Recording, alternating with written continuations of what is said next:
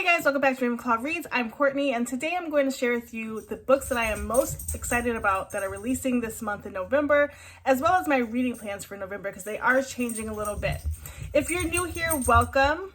If you are returning, thank you so much for coming back. If you hear clanging in the background, my dog has lost his mind, but that's okay. We let him be free. If you are new, check out my content and see if you like it. Be sure to subscribe. I'm almost at 500 subscribers. I'm so thankful for the people that have already joined this community. I post on Thursdays and Sundays. Thursday is some sort of bookish content, whether it be Kindle related, book spotlights, whatever. And then Sunday is always my weekly vlog. So today I'm sharing with you the two things for November. So let's start off with the books that are coming out in November, because I feel like it's a really hot month right now for books that are coming out. And November kind of stalled a little bit as far as books that were coming out. And so like as I would go on Kindle, because I'm really trying to pivot all to digital reading, or even if I browsed the bookstore, there wasn't so much out that I hadn't already read. So I'm really excited about the new books coming out. So let's take a look. Okay, so I'm using Goodreads to tell me about the new releases that are coming out in November. I'm going to go down the list and tell you the ones that I'm excited to look into reading. So the first book that's coming out in November that I cannot wait to read is Iron Flame by Rebecca Yarros. This is book 2 in the, well, it's the Empyrean series, but it is the book that follows Fourth Wing. Fourth Wing came out with a bang. Everybody loved it. I loved it. It was perfectly written for the non-fantasy reader. Even though I read fantasy, I appreciate just like real words and just like not so much world building that it's out of the realm. And so I pre-ordered Iron Flame like immediately because Fourth Wing was so sold out everywhere. So if you haven't pre-ordered Iron Flame, consider buying it on Kindle or cop it now because it's going to be sold out everywhere. Next up, let's see, does it tell you the date that it's coming out? I will add that to the bottom of the screen when it's coming out. Next up, the book that I want to read is Checkmate by Ali Hazelwood. I think this is her first step into YA. And so this says, Mallory Greenleaf is done with chess. Every move counts nowadays. After the sport led to the destruction of her family 4 years earlier, Mallory's focus is on her mom, her sisters, and the dead-end job that keeps the lights on. That is, until she begrudgingly agrees to play in one last charity tournament and inadvertently wipes the board with notorious king killer Nolan Sawyer, current world champion and reigning bad boy of chess. I kind of love this because can there be a bad boy of chess? Nolan's loss to an unknown rookie shocks everyone. What's even more confusing, his desire to cross pawns again. Pawns, like P-A-W-N-S. What kind of gambit is Nolan playing? The smart move would be to walk away, resign, game over.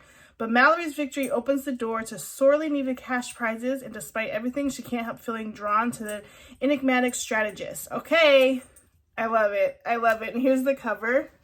I'll put the covers on the screen too, but I'm here for it. And I like Ali Hazelwood's writing. I didn't love Hypothesis. What was that, the first one? Yeah. But I liked all the ones after that. So, okay, then let's see what else is coming out. Bookshops and Bone Dust, which is the prequel to Legends and Lattes, which I read this month. I gave it 3 stars. It was all right. It wasn't for me what it was for other people, but I still liked it. So the prequel says, when an injury throws a young battle-hungry orc off her chosen path, she may find that what we need isn't always what we seek. In Bookshops and Bone Dust, a prequel to Legends and Lattes, New York Times bestselling author Travis Baldree takes us on a journey of high fantasy first loves and secondhand books. Viv's career with the notorious mercenary company Rackham's Ravens isn't going as planned. Wounded during the hunt for a powerful necromancer, she's packed off against her will to reciprocate in the sleepy beach town of Merk. So far from the action that she worries she'll never be able to return to it. What's a thwarted soldier of fortune to do? Spending her hours at a beleaguered bookshop in the company of its foul-mouthed proprietor is the last thing Viv would have predicted, but it may be both exactly what she needs and the seed of changes she couldn't possibly imagine. Still, adventure isn't all that far away. A suspicious traveler in gray, a gnome with a chip on her shoulder, a summer fling, and an improbable number of skeletons prove Merc to be more eventful than Viv could have ever expected. So we get some new characters in this prequel. I will read it. I think I already pre-ordered it, but it's not on my dying to read. It's just I will read it. The next book that I want to read that's coming out in November is called Artifacts of an Ex. The cover is elite. It's by Jennifer Chin. I have not read a book by her, but I'm so excited. So it says, when Chloe Chang gets dumped via USPS after moving across the country from NYC to LA, her first instinct is to throw her box of memories in the garbage. Instead, she starts buying other teenagers' breakup boxes to create an art exhibit, Artifacts. Opening night is going great until she spots Daniel Kwok illicitly filming his best friend's reaction to his ex's box. When she tries to stop him, an intense discussion ends up launching a creative partnership and friendship and a major crush for Chloe. There's just one problem. Daniel is dead set on not being another rebound. 5 times he's been the guy who makes the girl he's dating realize they want to get back with their ex, and he refuses for there to be a 6th. She insists that she's over her ex, but when he shows up unexpectedly with his new girlfriend, it turns out Daniel was right. She isn't ready for a new relationship. Okay, so that sounds cute. Maybe not in a rush to read that one, but the cover's cute. Okay, next, my girl, Lynn Painter, has a book coming out. It's called Betting on You. The cover is adorable. It says, when a 17-year-old Bailey starts a new job at a hotel water park, she's less than thrilled to see an old acquaintance is one of her coworkers. Bailey met Charlie a year ago on the long flight to Omaha, where she moved after her parents' divorce.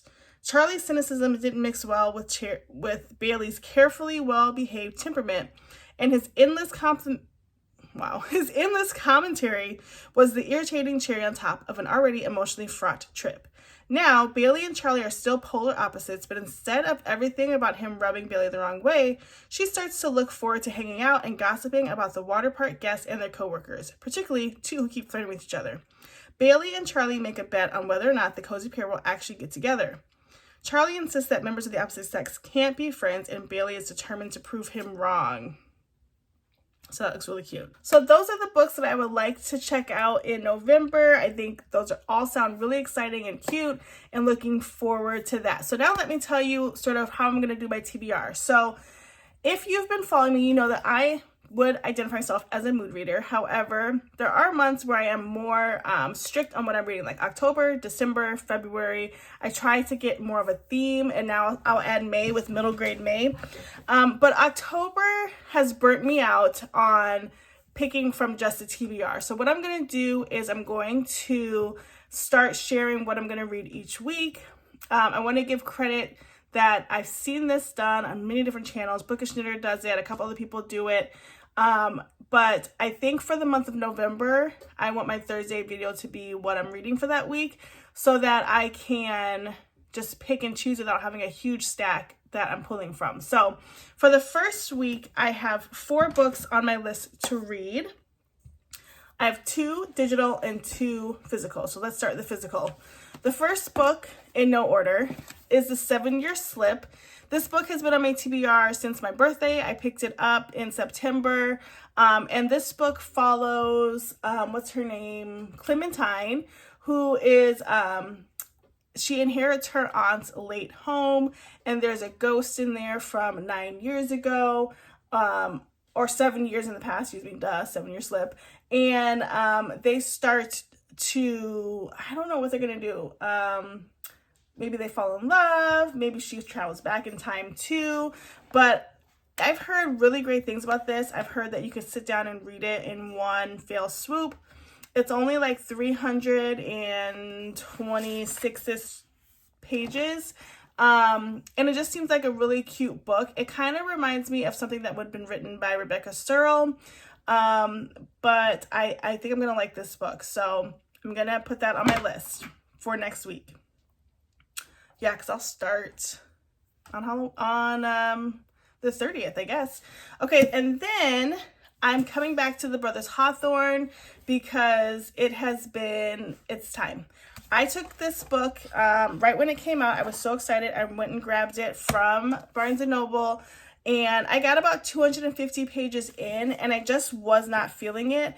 This book follows Jameson and Grayson's point of view, and I think what threw most of us off as fans of the series is that we thought it was going to be the brothers, as in like all four brothers perspective, but it's only Jameson and Grayson. And so I thought at the 250 mark, I could go one of two ways. I could skim read it to the end, or I could soft DNF it and come back. And I decided to soft DNF it and come back because I really liked the series.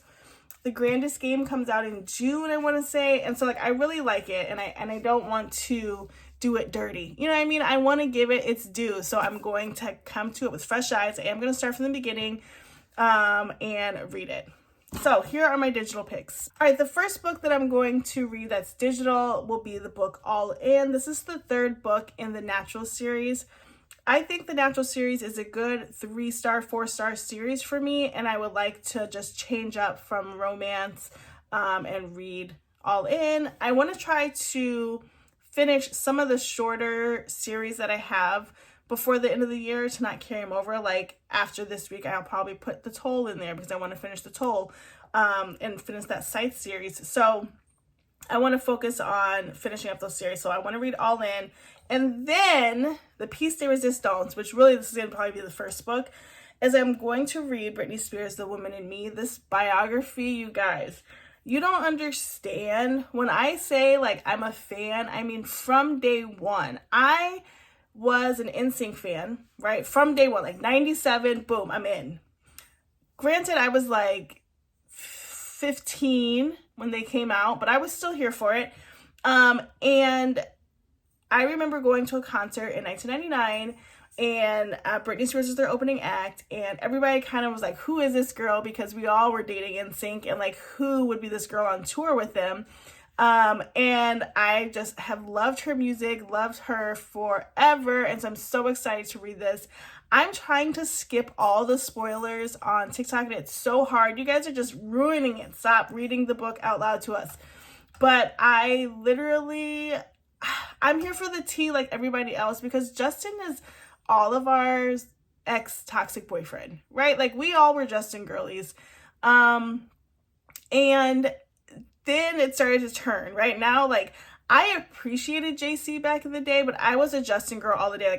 And to see like the fall from grace and like the way he did her so dirty, like I'm up, I'm here, I've awakened, I'm ready to read it. So those are the 4 books that I plan to read in this first week of November.